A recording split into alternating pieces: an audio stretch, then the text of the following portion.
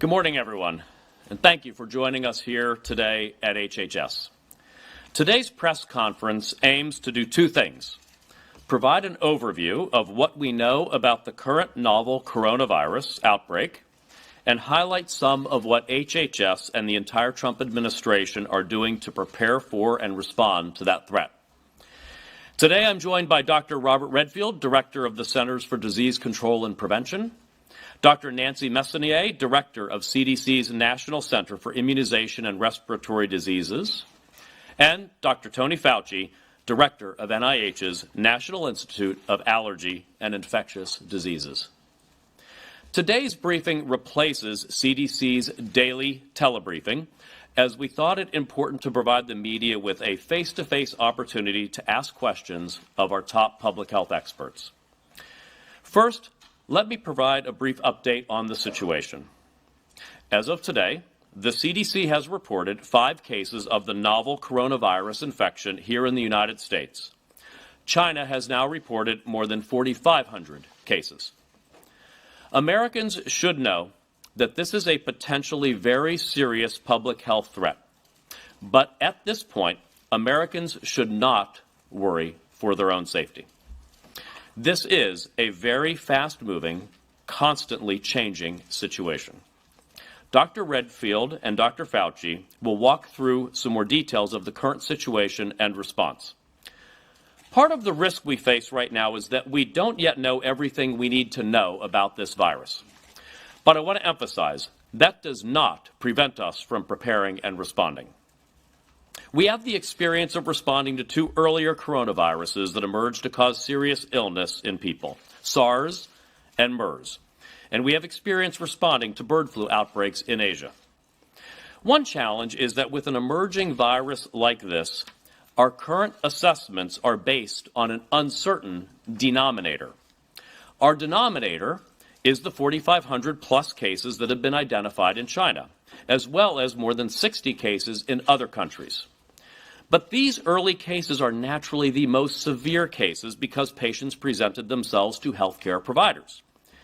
How does this skew our understanding of the virus?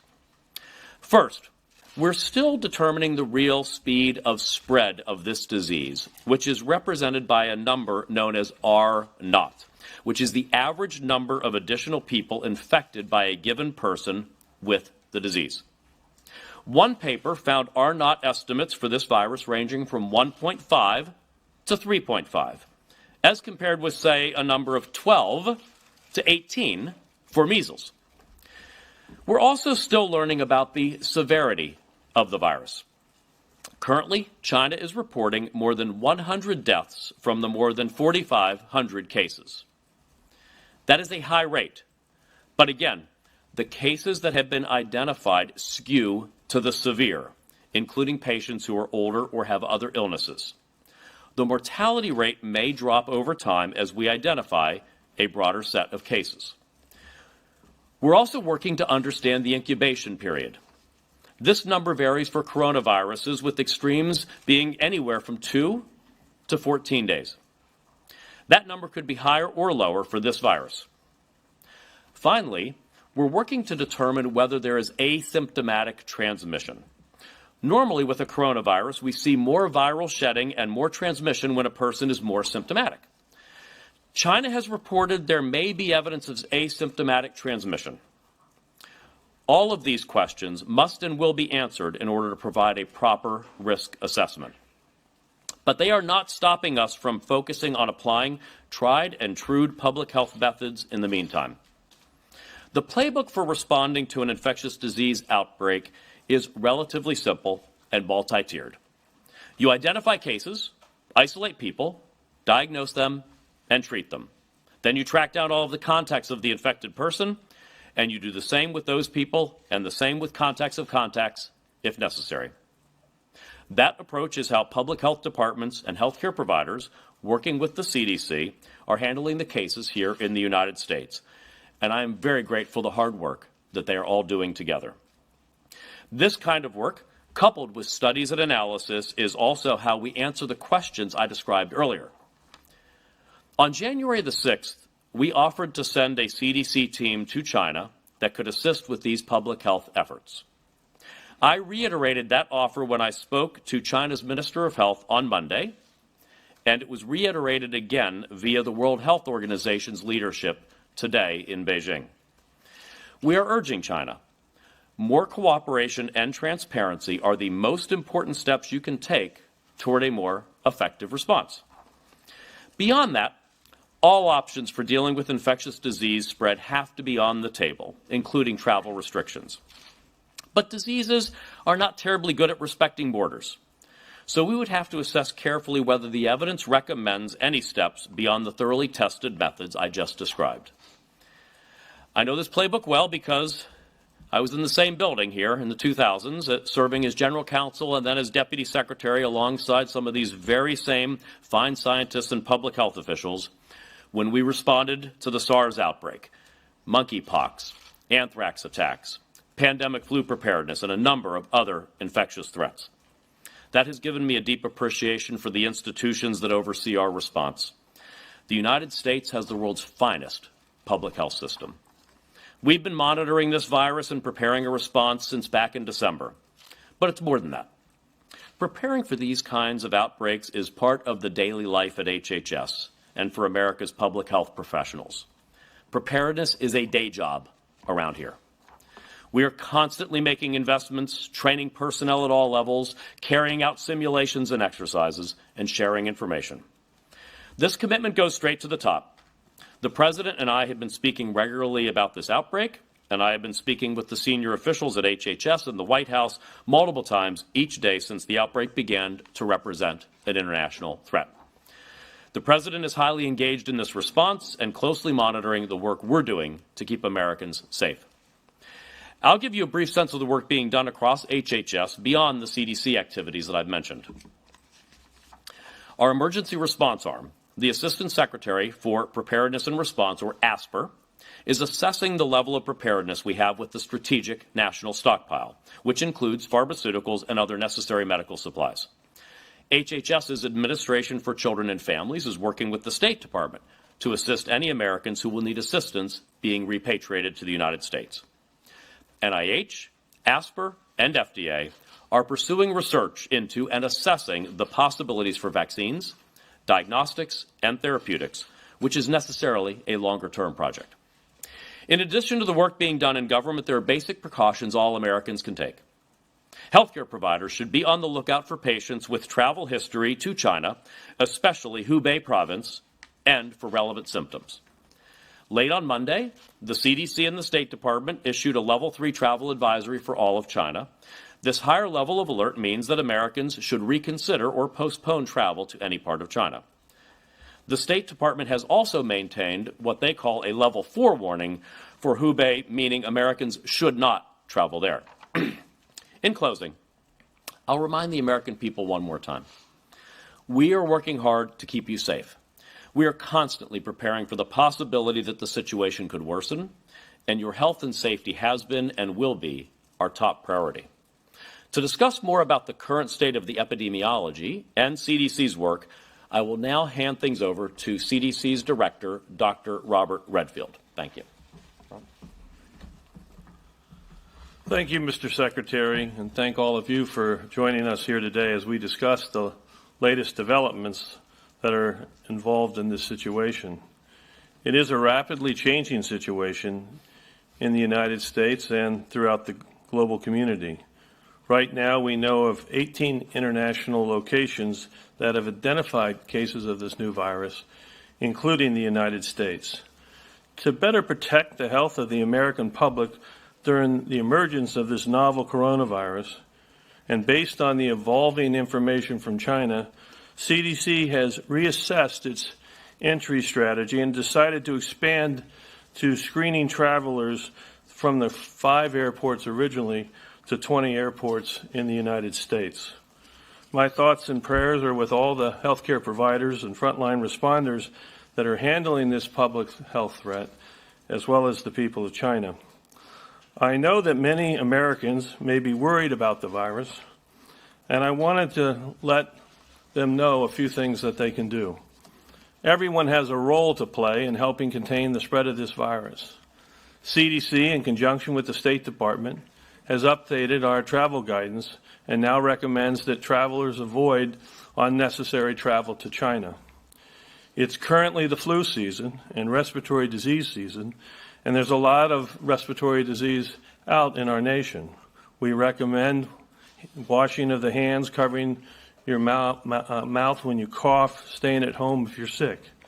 For healthcare providers, we ask them to be on the lookout for people with a travel history from China, especially Hubei province, if they develop fever and respiratory symptoms. And if you're a healthcare provider that's caring for a confirmed patient, we ask you to follow the recommended infection control procedures. For all people that may have this infection, we ask you to follow the CDC guidance on how to reduce the risk of spreading your illness to others. And for people who may have had close contact with someone who was a confirmed patient, we ask them also to follow that guidance, and if you have symptoms, to contact your healthcare provider. Right now, there is no spread of this virus in our communities here at home. This is why our current assessment is that the immediate health risk of this new virus to the general public is low in our nation. The coming days and weeks are likely to bring more confirmed cases here and around the world, including the possibility of some person-to-person spread. But our goal of the ongoing U.S. public health response is to contain this outbreak and prevent sustained spread of the virus in our country. Now I'd like to turn over this briefing to Dr. Nancy Messonnier, who is the director of CDC's National Center for Immunization and Respiratory Diseases. Thank you, Dr. Redfield. I want to take a few minutes and let you know what the CDC teams on the ground in Arizona, California, Illinois, and Washington State have been doing to assist the state and local public health department contact investigations. Contact investigation means tracing everyone who comes in direct contact with the confirmed case of this new virus. It's essential that we detect illness among contacts in order to make sure that if these contacts are infected, they get the best and most appropriate care, and they understand what steps they must take to prevent spreading of the illness to others. Contacts are watched for signs of illness for multiple days after the last day that they were in contact with a patient. If the contact develops a fever or respiratory symptoms, they will be tested to see if they are also infected. Right now, we have only a handful of patients with this new virus in the United States. We're conducting contact tracing for every one of those patients because we still think this strategy will allow us to contain the outbreak. I want to thank the patients here in the U.S. that have this new virus, as well as their close contacts, for their cooperation during these investigations. I also want to take a minute to thank our public health colleagues at the state and local level, as well as all the healthcare staff who have been caring for these patients. Our ability to coordinate and react this quickly is entirely dependent on those collaborations. The we here is not CDC in isolation, but our state, local, and territorial partners, as well as other federal agencies. As Dr. Redfield said, right now we think the risk to the general public in the United States is low. But risk is dependent on exposure, and while the vast majority of Americans will not have any exposure, some people will, and therefore will be at greater risk of infection. For example, healthcare workers caring for patients with confirmed infection and other close contacts. They need to be vigilant, and the people around them need to be vigilant. As the Secretary said, there is much we need to learn. Every day we learn more, and every day we assess to see if our guidance or our response can be improved. As this response evolves, CDC will continue its aggressive public health response strategy, working to protect the health and safety of the American public. I'll now turn it over to Dr. Fauci. Thank you, Mr. Secretary. Nancy, I'm going to give you a brief snapshot of the countermeasures in the form of diagnostics, therapeutics, and vaccines that are being investigated and pursued by the NIH, by our grantees, contractors, and by our collaborators in industry. First, with regard to diagnostics, the CDC has rapidly developed a diagnostic based on the published sequence of the virus the NIH, together with the CDC, will be working on next-generation diagnostics that are more point of care so that we can get them more distributed to people throughout the country and the world. Next is therapeutics. There is no proven therapy for coronavirus infection. Yet there are now ongoing studies that have been initiated with the previous experience we had with SARS and with MERS. For example, back then and between those outbreaks and the current one, a number of antiviral drugs have been tested in vitro, in some animal models, and even in the field, anecdotally, with historic controls. One of them is the antiviral remdesivir, which some of you may remember was used as one of the elements in the clinical trial against Ebola. And the other one that is now being used on a compassionate basis by some in China is Kaletra, which is a combination of two antiretroviral drugs. Again, I must emphasize there's no proven efficacy of these, but they are being pursued together with the screening of a number of other agents. I might point out that is why it is so important that we get isolates of the virus, which we will soon have, both particularly from the individuals in this country who have now been infected, the 5 individuals that you've heard of. The other is monoclonal antibodies. When we were dealing with SARS, we developed monoclonal antibodies as potential therapeutics. Again, no proven therapy because they were not used. They were only used in vitro and animal models. Given the somewhat close homology between SARS and the new novel coronavirus, there could be some cross-reactivity there that could be utilized. However, what we're really trying to do, and we will have it soon, as we get specimens from individuals who are infected, that we will then be able to clone their B cells and make specific monoclonal antibodies against the novel coronavirus. And then finally, and most importantly, vaccines. We have already started at the NIH and with many of our collaborators on the developing of a vaccine. The one at the NIH that I'll just mention very briefly is in collaboration with a company called Moderna, and the platform is a messenger RNA platform. When the Chinese isolated the virus, they put on a public database the sequence. Given the technology of the 21st century, we were able to use that sequence, pull out the gene for the glycoprotein spike of the particular coronavirus, and make that the immunogen to be used in a vaccine. Right now, that's being prepared. I anticipate, with some cautious optimism, that we will be in a phase 1 trial within the next 3 months. I want to emphasize, because it's sometimes confused, going into a phase 1 trial does not mean that you have a vaccine that's ready for deployment. It will take 3 months to get into the trial, 3 months to get safety and immunogenicity data, and then you move into phase 2. What we do from that point on will be determined by what has happened with the outbreak over those months. Remember, we made a phase 1 trial with SARS, and we never had to use a vaccine. But nonetheless, we are proceeding as if we will have to deploy a vaccine. In other words, we're looking at the worst scenario, that this becomes a bigger outbreak. So in summary, there are 3 types of interventions that we're working on: diagnostics, therapeutics, and vaccines.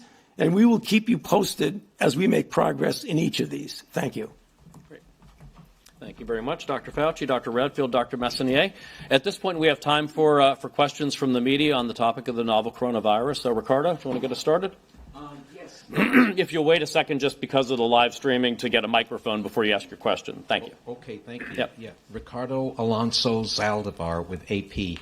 And my question, could you please update us on what is known about the asymptomatic transmission? In other words, people catching it from somebody who doesn't show symptoms. And could you also tell us how long after a person is exposed does it take for the testing to pick up the virus? Great. Let me ask Dr. Messonnier to take that.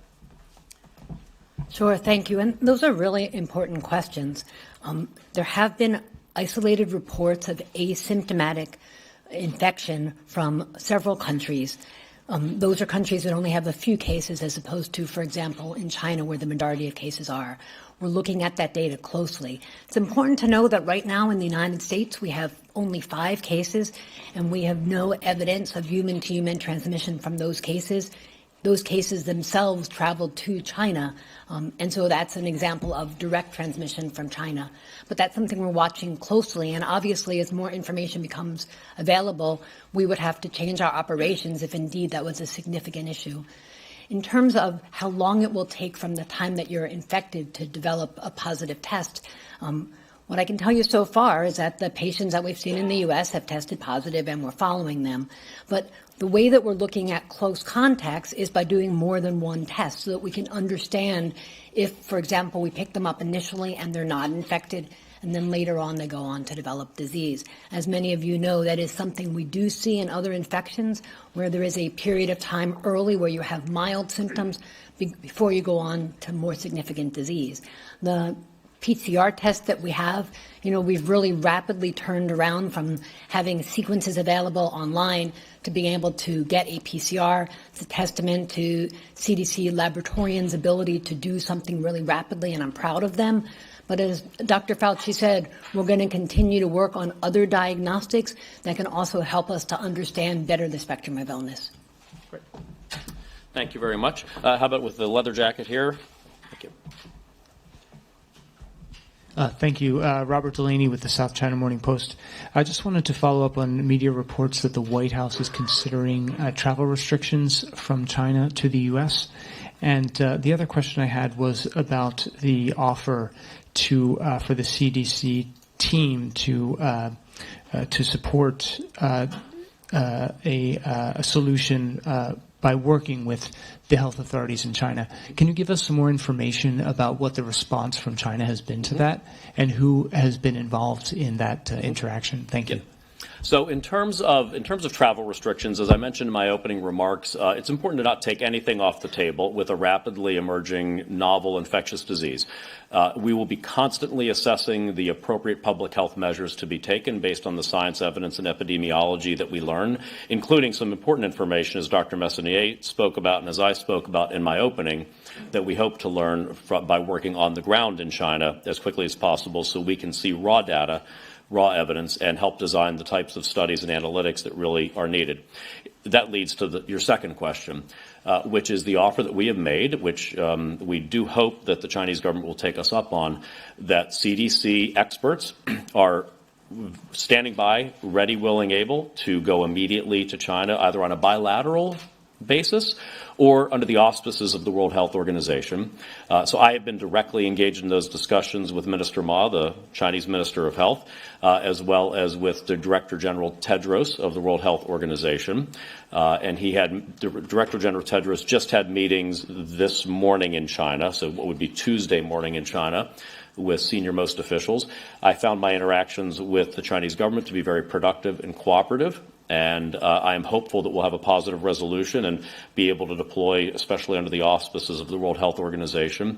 One thing that we can do is, in fact, let me ask Dr. Messonnier to talk a bit about what we do or Dr. Redfield, what we do when our teams go, how we provide assistance with the CDC. Currently, we do have a CDC office in China that's embedded in the China CDC. We would add our personnel there to help them really define the epidemiology and answer some of the critical questions that were asked about asymptomatic transmission, for example, in particular, and what is the incubation period, since there's been such a wide range. We also can assist them to begin to understand really the spectrum of infection. We've developed a diagnostic test that we can use to actually tell after the fact when somebody is actually recovered, were they actually infected or not. So this is the critical thing we do. We augment laboratory support, but most importantly, we augment the epidemiology capacity to answer these critical questions that are so necessary to understand for future public health action. Thank you, Dr. Redfield. In the green there. Is there talk of appointing someone to a coronavirus czar role? So at this point, this is a public health issue. Our department is leading this effort. It's a public health matter. It is what we do. It's our day job, is preparedness and response for public health matters. We are tightly coordinated across the interagency throughout the federal government. So as other departments, whether Homeland Security, State Department, Transportation, Commerce, we're all working together in a very transparent way under the leadership of the National Security Advisor. So there's a full interagency process, but the lead right now is very much a public health, preparedness, and response activity led by HHS. Thank you. How about there in that? Nope. And then we'll go to you. Chia Ching with United Daily News Group Taiwan. Secretary, Taiwan has confirmed 8 cases already, but Taiwan is excluded by WHO. Would you be concerned that Taiwan may not be able to receive the latest updates from WHO? And how would U.S. enhance cooperation with Taiwan on this matter? Thank you. Thank you. So we always work to ensure close collaboration with Taiwan. This is a public health matter, not a political matter in any way, and certainly work to ensure the technical expertise and exchange of information happens. And as the United States can help to support that effort, we certainly continue that. And then, how about, yeah.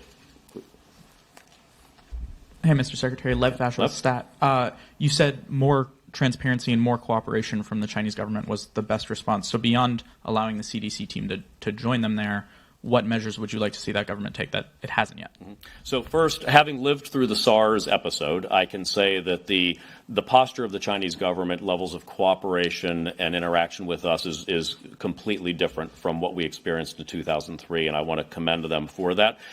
They are still obviously learning just as we are about a rapidly emerging infectious disease situation, but getting WHO, CDC experts on the ground to be able to assist the Chinese experts, this is a major issue, major public health issue, and we basically just need the best public health people we have in the world working on this right now.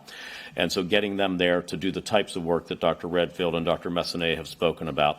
In addition, as Dr. Fauci mentioned, the more actual isolates that we can get, actual live isolates we can get, the more robust we can ensure any therapeutics or vaccines would be, more targeted on top of the genetic sequences that has been shared. I mean, it is excellent that China put the genetic sequencing online and complied with the international health regulations work. That was what enabled our teams at the CDC. This is really a historic accomplishment. Within 1 week, the CDC had invented a rapid diagnostic test.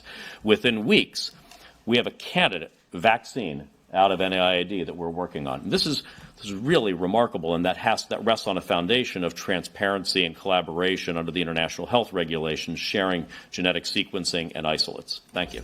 Yes, please, Tony. Yeah, the other thing is in the area of research. I mean, everyone appropriately is concentrating on the public health aspects of it, which are absolutely critical. But we've been collaborating with Chinese scientists. Many of them have actually trained in the United States. So it would really be very nice if we could get more open interaction, not only in a public health arena, but also on sharing research data and research endeavors. So it's a combination of the two. Just right here in front here? Yes. I'll wait for the mic, please. We'll get that. Yeah, hi. This is Issam Ahmed from Agence France Presse. Obviously, we're in a containment mode and firefighting mode right now with regards to the coronavirus and learning more and diagnosing. But on a broader level, what does this new coronavirus tell you about coronaviruses in general and how we can contain them with regards to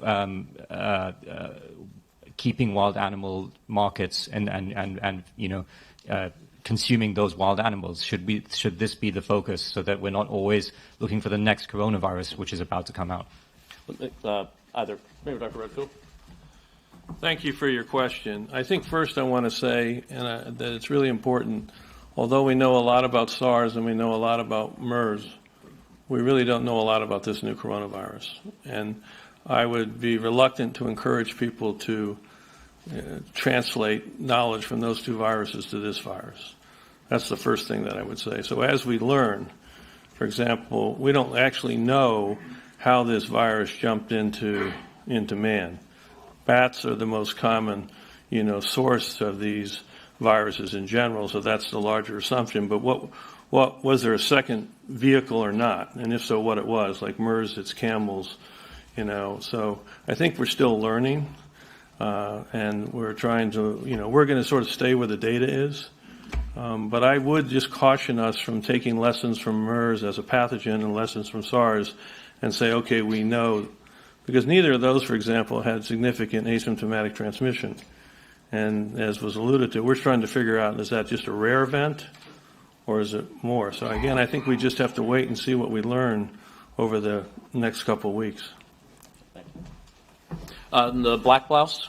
Yep, you. Thank you. Hi, Brianna Ely from Politico. I was just wondering if you guys are considering declaring a public health emergency for the outbreak? Yeah, so we have various authorities that we use. One of them, as you mentioned, is Section 319 of the Public Health Service Act, which is a public health emergency. I will use that authority whenever it's recommended by our public health officials that they believe any incident is of sufficient stature to invoke it, as well as when the authorities implicated by that are necessary. I think it's very important to remember where we are right now. We have 5 cases in the United States, each of those individuals with direct contact with Wuhan, and no person-to-person transmission in the United States. But I won't hesitate at all to invoke any authorities I need to ensure that we're taking all steps to protect the American people. Won't hesitate in the least, but I'll do it when it's appropriate under the standards that we have and the authorities that I need. Yes, in the front here. Wendy Jones, NBC. When will the additional airport screenings start? And the current charter plane returning from Wuhan with Americans, will those people go into quarantine in California, and for how long? Let me ask Dr. Messini if you could take as much of that as you'd like. Sure. Let me take the first part, which is, as you know, we have been over the past week doing enhanced screening at 5 airports, specifically around travelers returning from Wuhan. What we're doing is expanding our activities to 20 quarantine stations and really building on our regular day-to-day activities at those quarantine stations. So our regular activities at quarantine stations focus on identifying ill patients, and that's what we're going to be doing here, identifying ill travelers returning from China so that we can make sure that they're appropriately treated so that they don't pass on this illness to others. But also it's an incredibly important opportunity for us to educate those returning travelers about the signs and symptoms of this novel coronavirus. They are an important part of the equation. We want travelers to understand that even if they don't have symptoms when they come back to the United States, if they develop symptoms, they should contact their healthcare provider immediately. So that's a really important part of this expansion, identification of ill passengers, but an opportunity to educate them so that they can be part of helping us contain this disease. And then with regard to the flight of individuals who are connected to the U.S. Embassy consulate in Wuhan returning with family members, we will be heavily engaged with that flight and the transport of those individuals. They'll be screened, evaluated constantly. There will be physicians on the flight. And we'll take whatever the appropriate evidence-based public health measures are with them as we would in any other situation. So that'll all be dependent on what we learn as we screen, speak to people, as we do the type of evaluation we would do in any type of infectious disease contact tracing type activity. In the back there with Ty. Hi, Jason Barty from Think Global Health. I wanted to ask about the rapid diagnostic test. Is it going to be used for routine screening, and can you comment on the efficacy of the diagnostic, given that the rapid flu test produces false negatives, I've read? Nancy. Yeah, thanks for allowing me to clarify. This isn't the same thing as a rapid flu test. I'm calling it a rapid test, but sort of it's technically an RT-PCR, a rapid real-time PCR. This is a test that is much more sensitive and specific than some of the rapid flu tests. Right now, it's only available at CDC, and that's really because before we roll it out to our local partners, we want to make sure that it is as good as possible. You know, developing a rapid test this quickly is hard, and if we're going to pull it out farther than CDC, we want to be sure that it has appropriate sensitivity and specificity. In this kind of situation, is it exceedingly important that we don't misdiagnose somebody and say that they don't have disease when they do, or alternatively, scare them when we do so unnecessarily. We are moving as quickly as possible to get that test closer to where the patients are, and I expect that to be available more locally within a week or two. And then hopefully, eventually, as Dr. Fauci was talking about, there'll be more availability of these tests through other means. But the CDC test, as quickly as possible, we're getting it more local. In the back there next to Yasmin? Yep, thank you. Hi, Lenny Bernstein, the Post. Over the weekend, there began to be concerns about containment within China. What's the latest thinking on that?